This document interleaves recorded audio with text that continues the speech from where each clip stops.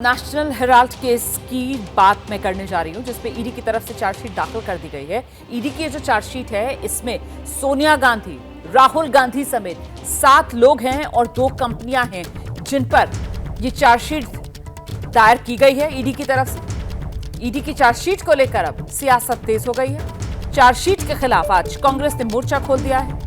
न सिर्फ देश की राजधानी दिल्ली बल्कि देश के अलग अलग हिस्सों में कांग्रेस आज सड़क पर उतरने की तैयारी में, प्रदर्शन करने की तैयारी में है। आज कांग्रेस पार्टी, कांग्रेस कार्यकर्ता दिल्ली कांग्रेस दफ्तर पर पहुंचने लगे हैं।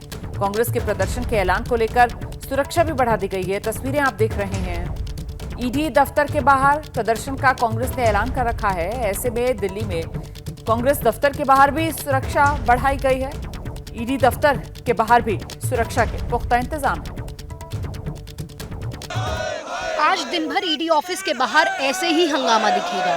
सोनिया गांधी और राहुल गांधी के खिलाफ ईडी की तरफ से दायर चार्जशीट के खिलाफ आज कांग्रेस का प्रदर्शन है। पूरे देश में ईडी ऑफिस के बाहर कांग्रेस कार्यकर्ता प्रदर्शन करेंगे। दिल्ली में कांग्रेस कार्यकर्ता 24 अकबर रोड पर इकट्ठा होंगे। यहां से कांग्रेस कार्यकर्ता ईडी ऑफिस के बाहर प्रदर्शन करने जाएंगे। पटना में सुबह 11:30 पर प्रदर्शन होगा। रांची में कांग्रेस कार्यकर्ता दोपहर 12:30 पर प्रोटेस्ट करेंगे। मध्य प्रदेश में दोपहर 2 बजे जिला और तहसील मुख्यालय के बड़े सरकारी दफ्तरों के बाहर प्रोटेस्ट होगा। देश के लोकतंत्र को समाप्त करने की दिशा में कदम है। सोनिया गांधी और राहुल गांधी के खिलाफ ईडी की चार्जशीट पर कांग्रेस नेता आरोप लगा रहे हैं कि ये बदले की भावना से प्रेरित है और केंद्र सरकार विपक्ष की आवाज को दबाने की कोशिश कर रही है। कांग्रेस पार्टी को नस्तानाबूद करने की मोदी जी की साजिश है। ईडी तो इडियट है, जो मर्जी उसको कराया जा सकते हैं, उसमें हमें कोई परवाह नहीं, कोई फर्क नहीं पड़ते।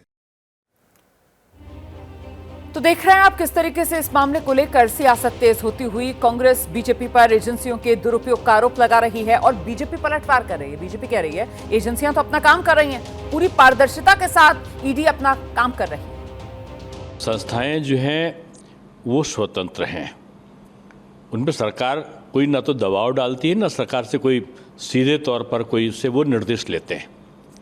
मैं समझता हूँ कि अगर कोई तथ्य कोई मांगता है तो उसको प्रस्तुत करना चाहिए, अपना पक्ष रखना चाहिए। इसमें इसको पॉलिटिकल मोटिवेटेड कहना ये मैं ठीक नहीं मानता हूँ। ये तो उन्हीं के समय की बनी हुई है, कांग्रेस शासनकाल की बनी हुई जांच एजेंसियाँ हैं। कोई मोदी जी ने नई थोड़ी बना दी है। जो उनके काम करने का तरीका पहले था वही आज भी है। कानून का सामना करना चाहिए। अगर कोई उन्होंने कुछ किया नहीं है तो घबराने की जरूरत क्या है। ऐसा है कि ईडी हो गया, सीबीआई हो गया, इनकम टैक्स हो गया, अब इन सब केसेस का कोई मतलब नहीं है, क्योंकि ये सारी एजेंसीज भारतीय जनता पार्टी के फ्रंटल बन चुके हैं। जैसे उनका भारतीय युवा मोर्चा है, वैसे उनकी भारतीय जनता पार्टी ईडी है, भारतीय जनता पार्टी की सीबीआई है, भारतीय जनता पार्टी का इनकम टैक्स डिपार्टमेंट है। राजनीतिक प्रतिद्वंदिता के चलते, बदले की नीयत से, धमकाने डराने की नीयत से लगातार आप विपक्षी सांसदों के खिलाफ, विपक्षी नेताओं के खिलाफ ईडी की कार्रवाई होती है। अगर आपको लगता है कि ईडी के पास सबूत है, ईडी के पास कोई ऐसे साक्ष्य हैं, तो 11 साल से ईडी क्या कर रही?